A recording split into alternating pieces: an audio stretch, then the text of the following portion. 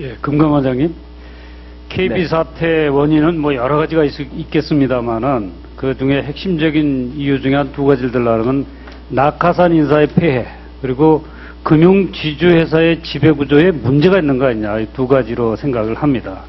그러니까 낙하산 인사 문제는 아무튼 낙하산을 건설하려면 선임 과정에서 직원들의 의견을 어떤 식으로든 충실히 좀 반영하는 것이 필요하고요. 금융지주회사 지배구조 문제는 여러 가지 방법으로 접근할 수 있지만, 그 금융지주회사의 회장과 은행장을 같은 사람이 할 수 있도록, 겸직을 할 수 있도록 하는 것도 방법이겠다. 이런 생각을 하는데, 원장님 생각 어떻습니까?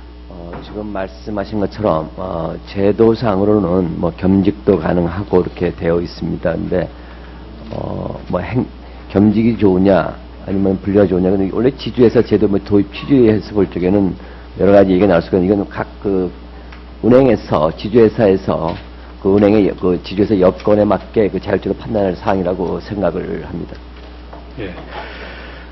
회계 감리에 대해서 질의하겠습니다. 회계 부정사고는 다양한 형태로 피해를 양산하고 있습니다.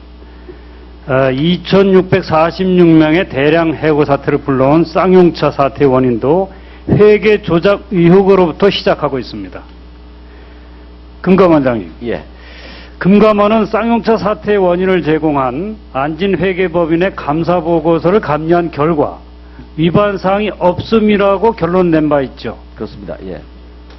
그런데요, 올 2월 서울고등법원은 쌍용차 해고자들이 제기한 해고 무효 확인 소송에서 해고는 무효라고 판결하였습니다. 그리고 그 판결문에서 해고에 기초가 된 삼정 KPMG 회계감사 보고서는 안진회계법인이 작성한 2008년 감사보고서의 재무제표를 바탕으로 하였는데 이 재무제표의 유형자산 손상 차손이 과다하게 계상되었다는 것임.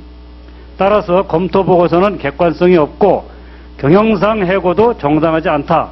이런 결론을 내렸습니다. 알고 계시죠? 예, 알고 있습니다. 결국 해고의 원인이 되었던 안진회계법인의 감사보고서는 부실하게 작성되었다는 것인데요. 정작 감리를 담당한 금감원은 문제없다고 했습니다. 금감원의 회계감리에 문제 있는 거 아닙니까? 이거는 그동안, 기존에도 말씀드렸던 것처럼 일단 감리지 자체는 큰 문제가 없다고 생각합니다. 다만 앞으로 지금 이게 법원에 계류 중에 있는데 이 대법원에서 결정돼서 어떤 새로운 사항이 파악될 경우에는 그때 가서 지금 의원님 말씀하신 대로 이 재감 여부에 대해서 검토를 해보도록 하겠습니다. 아니요, 법원에 기대는 것은 부끄러운 일 아닙니까? 네. 감독원이 최소한 법원에서 이런 판단이 내려졌으면 이건 과거에 잘못된 판단을 했구나. 뭔가 문제가 있구나 하고서 특별 감리라도 당장 하겠다고 해야 그게 정상 아닌가요? 대법원의 어떤 최종 판단이 남아있으므로 그 결과를 보고 저희가 그러는 아주 틀에 박힌 답변 원하는 게 아니고요. 이런 일이 없도록 하는 게 감독당국의 역할 아닙니까? 그걸 법원에다가 맡기고 판단을 법원에다 맡기면 감독당국의 역할은 도대체 뭡니까? 정말 답답합니다. 모든 걸 그럼 법원에다 맡기면 감독원이 뭐하러 있습니까? 다 법원으로 끌고 가면 되죠. 문제가 생기면 즉시 개입을 해서 마무리하겠습니다. 회계감사보고서가 잘못 작성이 되고 그런 것으로 인해서 주주들도 피해를 보지만 종업원들도 피해보고 많은 국민들이 서민들이 피해를 보고 있습니다. 그러면 바로 개입을 해서 이것을 어떻게 고칠 것인지를 감사하고 그래서 조치를 취하고 제도 개선이 필요하면 제도 개선을 해야 되는 것이 감독원이 해야 될 역할 아닙니까? 그렇지 않습니까?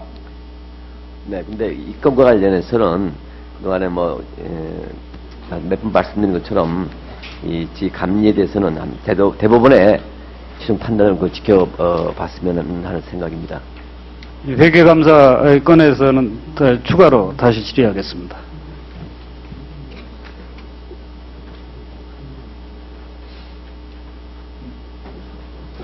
네, 수고 많이 하셨습니다. 다음 새정치민주연합의 김영한 의원님 질의해 주시기 바랍니다.